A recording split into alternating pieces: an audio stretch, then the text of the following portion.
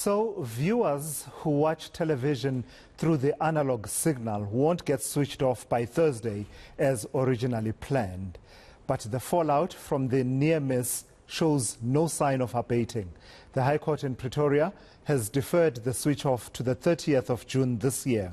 But as the smoke clears for now, the Communications Minister Khumbudzo Ntshavheni is now under the spotlight over the way she has interacted with the public broadcaster, the SABC, in recent days. Freelance journalist Kate Thompson-Davey wrote an opinion piece on Business Day looking into the issue of digital migration and the minister's approach. She joins me now via Zoom from Cape Town. Kate, thank you for responding so efficiently and so swiftly. I happened to be reading the statement by the Minister of Communications, Khumbudzo Ntshavheni, in which she says she is quote-unquote elated that the applications by eTV, owned by eMedia, for full disclosure, and the intervening parties has been dismissed with costs, but then going on to, raise a number of other issues. The statement itself, I found some aspects of it quite interesting, and that's putting it mildly, from the side of the minister. But you have made the point that far from the, in addition to the intrigue and fascination that you liken to, a reality series, actually there are points here that are of concern, in particular in the way that the minister has interacted with the SABC recently. Absolutely. I think it's very easy to see it as a potential exciting drama. And to be honest, the SABC hasn't covered itself in glory in recent years. So you also have that element coming into it. But if you strip away the drama, what you really have is a sitting minister who is threatening to take away funding from a public broadcaster because she doesn't like an opinion that they have put it out on the public agenda. So if we take a step back, there was that statement issued by the SABC way before the High Court deferred this analog switch off. The SABC in that statement were basically saying that, they hope that this can be pushed back, this deadline, which was meant to be this coming Thursday for the switch off of the analog signal. And what you're referring to is the letter that the minister then wrote to the SABC. Yes, sorry, let me take it back. It was Friday night when the SABC said, we stand by and have always stood by the policy of digital migration, but we're not ready and we don't think the country is ready. They said that the rollout and provision of the set-top boxes to South Africans had been too slow, and they would be cutting South Africans off from news and information and entertainment, and also cutting themselves off from massive revenue streams if their audiences completely collapsed because they couldn't access the analog stream anymore. And in addition to that, there's the issue of the quarterly statements of the SABC as well, that the minister has basically signaled that she'll be saying to Parliament in the wake of these interactions that she's withdrawing her support for those statements, put together with the whole issue around, the threat to, the subtle threat, I don't know if it's that subtle actually, to withdraw some of the financial support to the SABC. What should South Africans be reading about the conduct of Minister Khumbudzo Ntshavheni?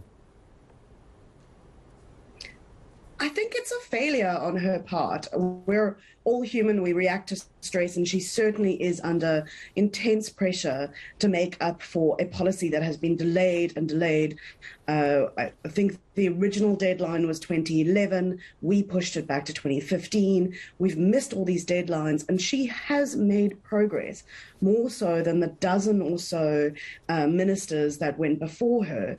But it's unacceptable. You have to remember that you are still a representative of government and that you are speaking as that representative when you put out a statement like that. So as much as I, Kate, a person, can have an opinion and say, don't do that, I'm going to retaliate, I'm not speaking as a public servant.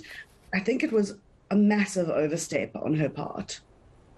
So just to quote here, this particular issue around that's been read as a threat to withdraw financial support to the SABC. In her letter, she's reported to have said, quote, "The provision of set-top boxes to indigent households is part of supporting the sustainability of the SABC, and it is not based on any provision of law, policy or regulations. The provision of set-top boxes to indigent households is based on a cabinet decision that can be rescinded at any given time if it compromises the national interest." Are we not all just overreacting here? If the minister says, I was merely addressing, the SABC, standing in the way of the completion of this digital migration process in a manner that perhaps she would view as being the stance of those who were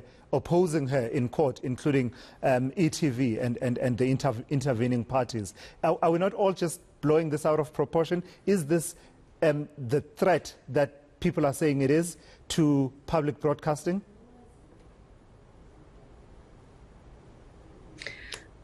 I don't think that she will get away with withdrawing that funding unilaterally. A lot of people are paying attention. I saw that Media Monitoring Africa, who do some very good work, have spoken out about this. I think that there will be a great push now to align organizations and public adjacent organizations such as the SABC. And I think it's sad that it came to this late moment, but what that says to me, that signals a breakdown of communication between the minister and the board of the SABC. And other people who have covered this, including Times Live, have indicated that the language that she has chosen is very firm, firmer than I think she can get away with. I think that her summary of the cabinet decision is also perhaps overstated. There was a lot of tone to this piece. So we can get down to the specifics of what she had to say and go, it won't maybe play out like that. But I think that tone is important, and she has not comported herself as we would want to see. And it's actually sad because she has had a lot of significant wins in her short tenure so far, and this is a black mark against her. Yeah. All right. I've got to thank you for your time and your insights, Kate Thompson-Davey. And I must say that question, I had to put it to you because, it's always there's always some counterpoint that a person can raise, and to the extent that we are trying to explore the many dimensions of this debate, we should bring forward any counterpoints that can be raised in this ongoing saga. So yeah, the conversation continues. In fact, it is intensifying, particularly around the role of Minister Khumbudzo Ntshavheni and her interactions with the SABC leadership in recent days.